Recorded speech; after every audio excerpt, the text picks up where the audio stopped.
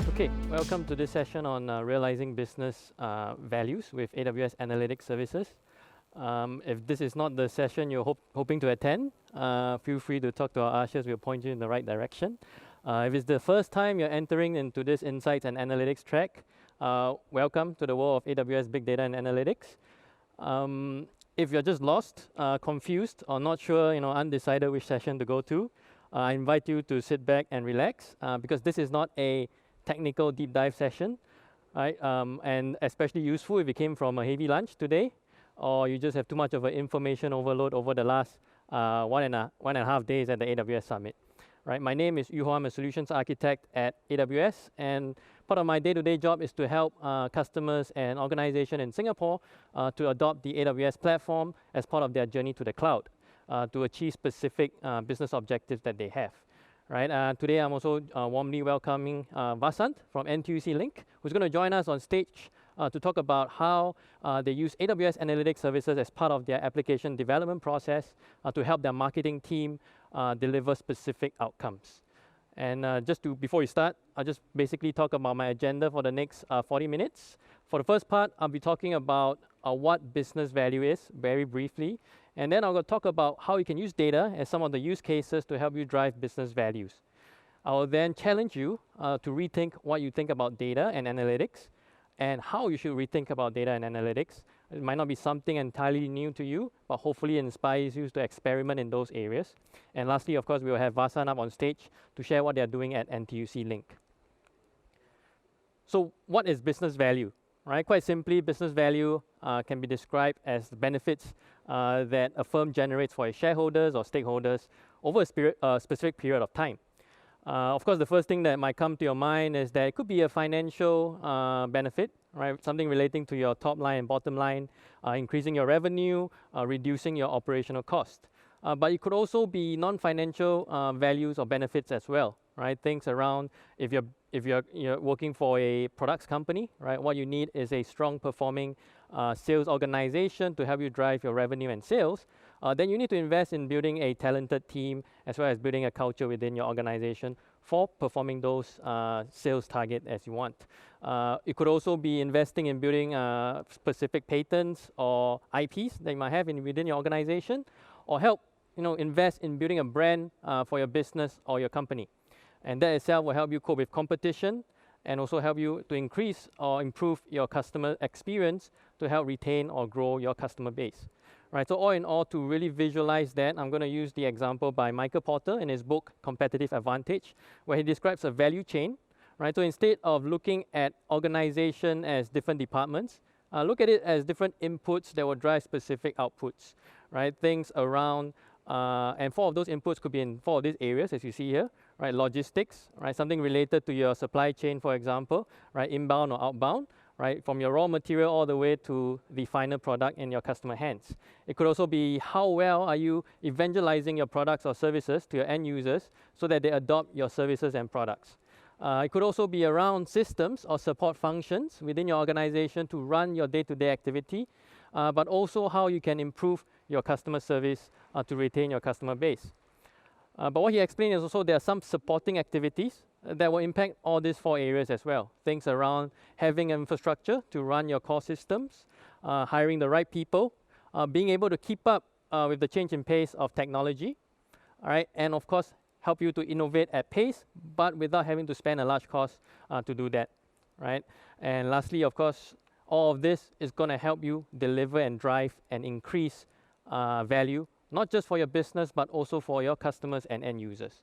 Now, if you look at it in a data context, right, some of these use cases can help specifically in some of these primary activities as an input, right? So things around logistics management, predictive maintenance, right? So if you're in the context of a manufacturing company or industry, right, reducing unplanned downtime, increasing yield can be an important factor in that case, right? Could also be leveraging data to really build products and services that your customers really want. And of course, look at opportunities to cross-sell and upsell to different users or different customers you have in your existing customer base. You could also use data in terms of forecasting abilities to say, hey, where are the resources that I have and where should I invest them in it to maximize the outcome based on the limited resource I have. or you could be looking at fraud optimization to reduce your operational loss. Lastly, of course, very common these days, customers and organizations are building a single customer view, right? So early on today in the first session in this track, Natalia from FWD Group talked about how they leverage AWS Data Lake to build a single customer view, not just to improve their customer service, but also potentially to cross-sell and upsell other insurance products within FWD, right? So that itself tells you that several of these use cases can impact more than one specific primary activities. Of course, where AWS can come in and help you is to provide you a globally robust and reliable and redundant infrastructure so that you can host your support systems and core systems in a highly available manner. And more importantly, we provide you the building blocks that can use to help innovate faster and build your products and services without having to spend a lot of money, fail fast, fail cheap, and the spirit of experimentation. Of course, it's a journey when you think about what your organization is doing with data, right? If you talk about the single customer view use case, it could be more diagnostic and descriptive in nature. If you're talking about prescriptive or predictive use case, it'll be more under the prescription or predictive and prescriptive use case. Or eventually, you will move to cognitive and AI, right? So as you move throughout along this left to the right, along the analytics maturity model or scale, you find that you gain more value out of your data. But what's more important is that you realize that the questions you're asking your data changes, right? So instead of asking what's happening now, what's happening yesterday, and what I'm going to do today, what I'm going to do now, I start asking questions about what should I do next week, next month, next year, what's going to happen next week, next month, or next year. Of course, most organizations these days will probably have some descriptive and diagnostics already in place, right? But we see very encouraging factors that we see a lot of businesses adopting and rolling out prescriptive and predictive use cases as well. Now, why should we rethink about what we mean by data and analytics, right? We need to think about what are the data that we have, what are the data that we collect, what kind of analytics that we create with those data, as well as what kind of things do we do after we collect those analytics that we have, right? So if you look at here, it's a very beautiful dashboard showing you key performance indicator as well as operational data, right, that you need for your day-to-day operations, right? But what you need to think about is that data and analytics might not always be consumed by a human through a dashboard or reports, right? Applications and systems could also be your consumers for your data and analytics.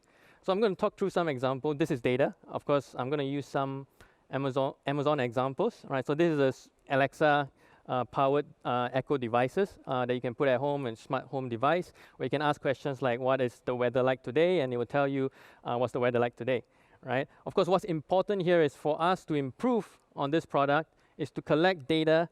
What's most important is data that or questions that Alexa is not able to answer or not able to comprehend based on users speaking to it, right? Those data is going to help us create what we call a feedback loop so that we can continuously improve on Alexa and Echo devices as a whole, so it improves the experience that our customers are having with the Echo suite of devices. This is also data. So for those of you who are not familiar, this is a picture of a consumer shopping in the Amazon Go store. What the Amazon Go store is, we have it available in Seattle and San Francisco. It's based on the Just Walk Out technology. What it means is that consumers can walk into the Amazon Go store, pick up whatever things they want, put in their shopping bag, and walk out, right? There's no checkout lines, no checkout counters, no barcodes to scan, no QR codes to scan, right? How it works is based off video recognition technology as well as a suite of sensors across the store. Now, if you think about it, what would be the data that you'll be collecting here? Very common, all of us will be collecting transactional data. You will know what your customers buy because you have point of sale systems, you have ERP, you have transactional system. But what you might be missing out on is the journey that your customer is walking through, right? So in the case of Amazon Go, we would know based on the video recognition technology, what customers picked up, what they looked at, what they put it back, and what they did not buy, but they might be interested in, where the aisles they walk, how they walk through the entire store. Those information are useful for us to drive targeted marketing campaigns. Of course, in the virtual world, it's easy. You know, when you have an e-commerce website or any web application, you're able to track traffic on your website. You can be able to do clickstream analytics to analyze that, right? But if you move it into a real world scenario in a physical world, in a brick and mortar scenario, it's a much harder problem to solve. This is also data. If you're familiar with Amazon Prime, it's an app you can download. It's available in Singapore. And you can order specific products and grocery, and we'll deliver to you within 2 hours. Now, if you think about it, there's no single delivery route for a single delivery person for a single customer, right? It's a single delivery route with a single delivery person for multiple customers, multiple orders, yet achieving the same 2 hours SLA for all the orders. Right, so being able to optimize on the routes is very important for such a business, right? And it's useful if you have historical data to help you with the route optimization. But if you're launching a new service or product in a specific region or country, right, you will have to be able to go about collecting data on the go, as well as iteratively improve your optimization with those data. Now, all in all, I'm not saying that traditional BI, business intelligence reporting or analytics is going away. Right, there's still, you still need to know what's going on in your business. You need to measure how is your business performing. But there's some things that you can consider as well as part of improving on that. What's the effort required for you to run experimentation, to improve it, to run pilots, to improve your existing infrastructure, right? Think about agility, right? Agility in not just adopting tools and mechanisms to help you move along the analytics maturity model, but also the agility and freedom of your data to be able to move across those different tools and platforms you're going to experiment on. And of course, not sacrificing on the baseline governance and security of your data as you do that, right? And to really accelerate the value you get out of your data, a few important things to take note of. You need to have the ability to think about how you're going to collect all sorts of data that you might have, and all volumes of data that you might have, that you might not be using all of them now, but there might be use cases in the future that might be useful for them. Of course, you need to be able to do that in a very low-cost manner as you scale out, as you collect more data. The other important thing is there's no use of collecting data if it's not being consumed and used, right? So you need to think about how you grant access to different stakeholders to those data to make use out of it. One of such example would be data scientists. We need to access the data that you have, not just all within a single data warehouse, a single database, or a single data storage, right? You need to allow them access to a larger volume of data, or even the raw transaction itself, so that they can build more accurate machine learning models to help you drive your business. And lastly, the objective of all of this is to help you facilitate and encourage ideation, development and deployment of new products, data products and data services. Now, as part of rethinking data, you need to rethink about what the outcome or objectives that you want to get out of it, right? And one such example is timeliness, right? Timeliness of data, right? You need fresh data to be able to make a specific impactful decision, sometimes in a timely fashion, right? So I'm going to use an example that all of us probably can relate to. All of us probably have credit cards, right? We subscribe to a service from a bank, we get a credit card. And unfortunately enough, you might have the experience where the bank calls you up and say, hey, Mr. Lim, you might have a fraudulent transaction. We detected a fraudulent transaction yesterday at 6 p.m., right? And we're going to cancel your card and so on, right? So imagine if the call comes in after a year of the fraudulent transaction, or 6 months after a fraudulent transaction, right? As a consumer, you expect it to be almost immediate, right? As soon as a fraudulent transaction is detected, right? So in those use cases, how fresh the data is, the timeliness of data, and being able to act on it can be very crucial, right? But you not only need to think about how you ingest data in real time, but how you can process the data as you go in real time, right? Because you need to set up the alerts, you need to define specific action to take when it's triggered, and so on, right? Besides fraud detection, what are some of the other use cases and example? Real timely data is useful, right? Security monitoring, log analytics, IoT device monitoring, and so on. Something that might sort of pop into your mind is, what is customer experience doing there on the board, right? So if you think about a recommendation engine that you're going to build on your platform, you're going to run your platform, right? If you watch Netflix or you go to Amazon.com and you shop, or any e-commerce website, that might be what you might like, right? Those recommendation engine changes based on real-time information, based on activity that users are performing on their website. So you need almost near real-time recommendation being provided to your viewers of your application. Now, how can we provide, at AWS, provide you building blocks to leverage timely data, right? So we have a suite of services called Amazon Kinesis, right? It's a massively scalable and durable data streaming service. It integrates with AWS storage service, or things around, you can ingest data into Amazon Simple Storage Service, our data lake approach, as well as Amazon Redshift data warehouse running on the AWS platform. Right? You could also process the data in real time using things like Amazon Elasticsearch, AWS Lambda or Function as a Service, or Amazon Elastic MapReduce. Right? What's interesting out of the suite of products here for the Kinesis family is Amazon Data Analytics, Kinesis Data Analytics. Right? It allows you to query your data as and when it comes in. Right? So you can say, tell me the sales in Singapore for the last rolling 5 hours or so. Right? So those kind of aggregation, window-based aggregation could be done using Kinesis Data Analytics. Right? Towards the end of last year, we also announced Kinesis video streams to allow you to securely feed video feeds into the AWS platform from all your connected devices. Another example I'll come to think about is relevancy. Right? What kind of a tailored customer experience are you creating? What kind of a relationship are you having with your customer? Right? In order to be able to do that or have that meaningful relationship with your customers, you need to be able to collect data about them and use the data about them. I'll give you another example using the same credit card use case. Right? Let's say you look at your credit card statement and you found an unsuspicious transaction or unrecognizable transaction yesterday, right? And you call up your bank, and the first agent that picks up the phone says, hey, Mr. Lim, I believe you're calling in regarding this transaction that you had yesterday that was looking suspicious, right? Is that the case? Right, so imagine the kind of a customer experience that you can create for all your end users and customers to help build that relationship with them, right? In order to do that, you need to collect data, right? Data could be based off conversations that you have with customers, right? In today's omni-channel scenario, right? You are talking to your customers through email, you're talking to your customers through voice, you're talking to your customers and audience through web applications, right? So these are some of the data that you might need to collect in order to achieve that, right? So from a customer's perspective or consumer's perspective, what they want is they really want to be talked to at the right time and not all the time.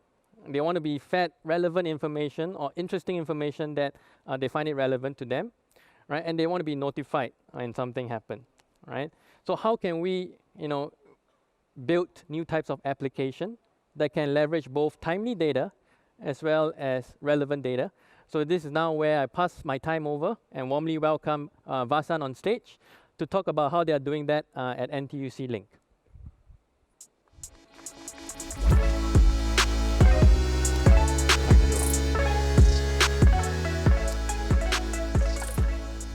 Hello everyone, my name is Vasanth Kumar. I'm the head of software engineering at NTUC Link. Today I'm here to talk about the digital transformation journey that we started at Link about 1.5 years back and some of the products that we built during this journey using AWS platform. Before I get into the specifics of the different products and their use cases, I want to give a brief introduction about NTUC Link and our Plus loyalty program. NTUC Link, who we are. We are one of the 10 different social enterprises within the bigger NTUC group. We run the Plus program, which is one of the biggest loyalty program in Singapore. Today, we have about 2.1 million members registered in the program. We also have 300 plus merchants participating in the program, offering link points, which are loyalty points, in over about 1,200 retail outlets across Singapore. Our members spend more than $4 billion every year across the merchant outlets in a year. We receive and process more than 160,000 transactions every single day. As a Plus program, we also offer more than $40 million worth of savings and benefits to our members annually. On the right-hand side, you can see the simple process how somebody can earn and redeem link points. If you're a Link member, you can earn link points by simply purchasing stuff at one of the participating merchant outlets. Once you have accumulated enough points, you can also use these points to pay for your purchase by redeeming link points. Today, our redemption rate is one of the highest. We have about 95% redemption, which is the highest in industry. So that, in nutshell, is about NTUC Link and our Plus loyalty program. So moving on to the digital transformation initiative that we started. When we started this initiative, there were 3 key areas that we wanted to transform and improve. The first area was to look at our existing core systems and processes and how we can improve all of that. As you know, NTUC Link has been around for 20 plus years. In fact, we just celebrated our 20th anniversary last year. So some of our existing systems were legacy systems. Some of our processes were manual, tedious, and time-consuming. So we wanted to improve all of that. So the first thing we did was to look at our existing CRM system, which had quite a bit of bottlenecks, and it was running on our on-prem data center. So we replaced this CRM system and moved it completely into AWS by building a totally new CRM system. So with this, our customer service were able to help to serve our members in a more efficient and a better way. The other thing we also looked at was our core loyalty engine, and we improved the transaction performance of the loyalty engine drastically. So with this, we were able to process huge loads of volume during peak periods like Chinese New Year without any service disruption. The second area of transformation we looked at was to build digital interfaces to our external stakeholders, which are our merchants and members. In fact, for our members, we built our Plus mobile app, which went live April last year. I will talk about the Plus mobile app more in detail in the next slide. For our merchants, we are in the process of building a merchant platform. It's a self-service platform using which our merchants can log in, view transactions across the different merchant outlets. They will also be able to plan campaigns, execute campaigns, plan promotions and offers for our members, and track all those campaign performances and see how it is driving their sales. So this is underway, and it will be released to our merchants very soon. The third area where we invested our effort was to look at data insights and analytics. Okay, as a loyalty program, we were receiving and processing hundreds and thousands of transactions every day. This was bringing us a lot of data.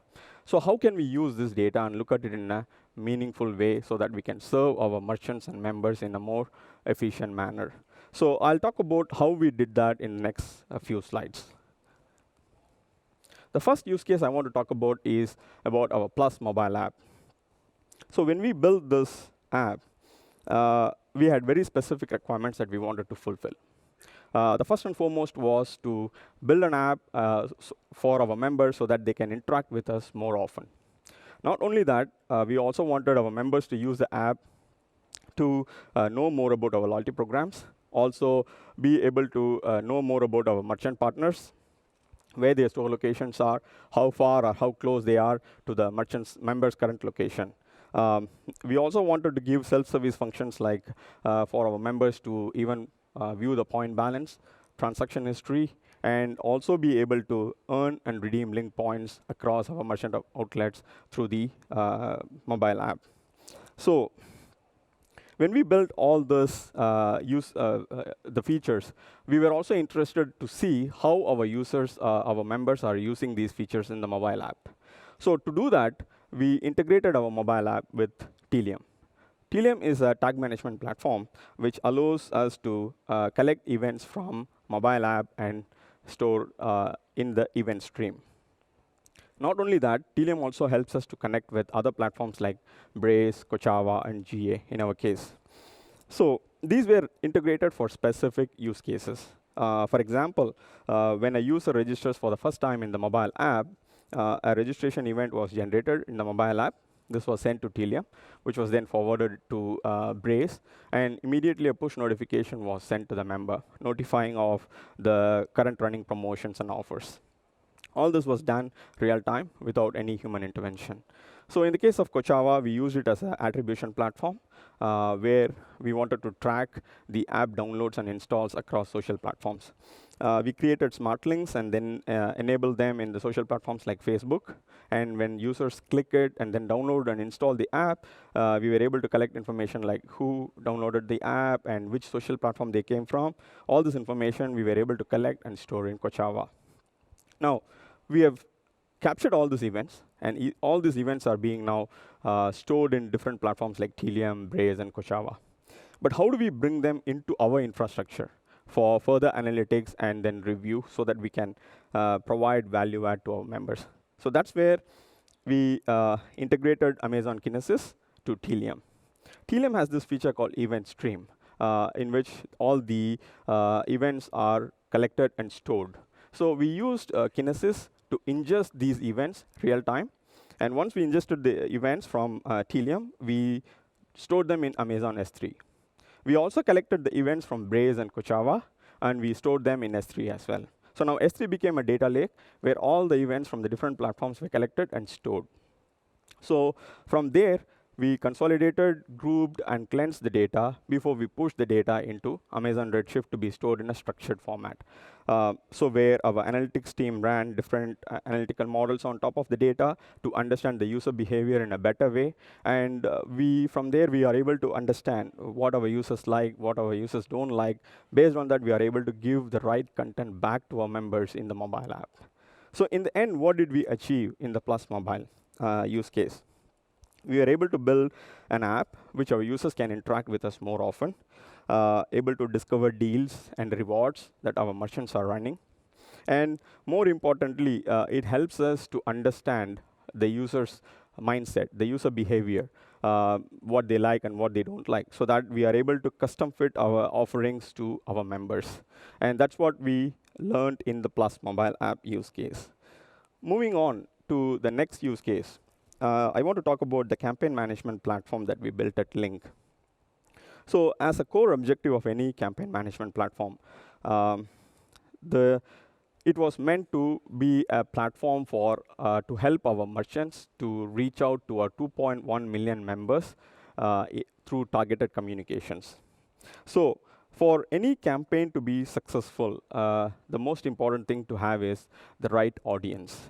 Without the right audience, even if we send it to thousands of people, people are not going to look at the content. So how did we choose the right audience for our campaigns? So as we saw in the earlier use case, how we collected this information of user events from our digital channels, processed them, and stored in our Redshift. So now this data is sitting in Redshift for us. Similarly, we have other data as well. We have our member information, we have our transaction information, which are stored in our CRM and our loyalty engine. So we were periodically pulling this data into Redshift. So now Redshift has become a central repository of data where our member data, our transactional data, and user events from different digital channels were all consolidated and grouped in one place. So our analytics team ran different analytical models on top of it. They built different engines on top of it, like recommendation engine, optimization engine, using which we were able to choose the right audience for every single campaign that we created in the platform. So when a merchant reached out to our marketing and sales teams to run a Christmas campaign, for example, our teams were able to recommend to them, based on the data that we have, the right audience that they should reach out to. Okay, and not just the right audience, but also we were able to recommend to them the right channel through which the audience should be reached out to. For example, if they want to, our merchant wants to reach out to 100,000 members, we were able to recommend to them saying that, okay, based on your member profile and based on the transactional data of your profile, we would suggest that 30,000 of these people can be reached over push notification, 40,000 over email, another 30,000 can be used to be reached out using SMS. So this is the kind of sophistication that we built into our campaign management platform. And once these communications were sent out through the different channels, we also collected the statistics back from those channels. For example, whenever we send an email campaign, We were collecting stats like how many people were sent this campaign, how many people opened it, how many people clicked it. All this information were collected real time and brought back into our Amazon Redshift for further analysis and review. So now with this, it completes the entire data set. We now have the member information coming from our CRM. We have our transactional data coming from our loyalty system.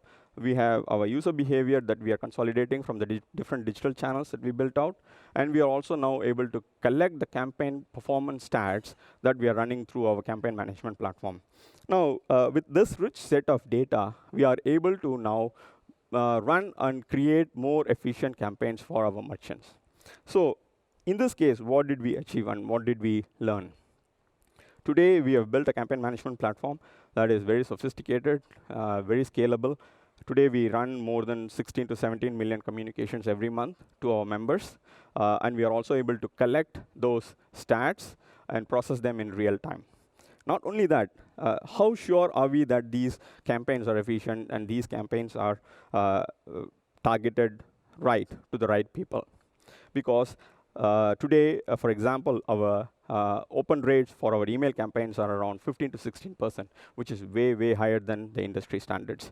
So this just shows that the use case that we built around the campaign management platform is successful based on the stats that we have today. Finally, what did we learn in this digital transformation journey? Obviously, we built quite a bit of products, quite a bit of services and channels. So what did we learn? As we saw in the previous use cases, we were able to create a scalable campaign management platform, which helped our merchants to reach out to our members through targeted communications, efficient communications. We also created a Plus mobile app, which helped our members to discover deals and rewards real-time, on the go, and without having to depend on us. All of this were built using AWS. It's a scalable platform. Today, 90% of all our production workloads are running on AWS. The balance 10%, we are also in the progress of migrating them to AWS. So by end of June, we can say that we will be 100% on AWS. And what did we learn from here? As a loyalty program, it is very important for us to understand our members better. And with all those data and analytics that we are running today, we are able to get a 360-degree view of our members. Since our merchants are diversified across different verticals, health, groceries, travel, and etc., we are able to understand the user behavior in different verticals, and we are able to get a 360-degree view of our members.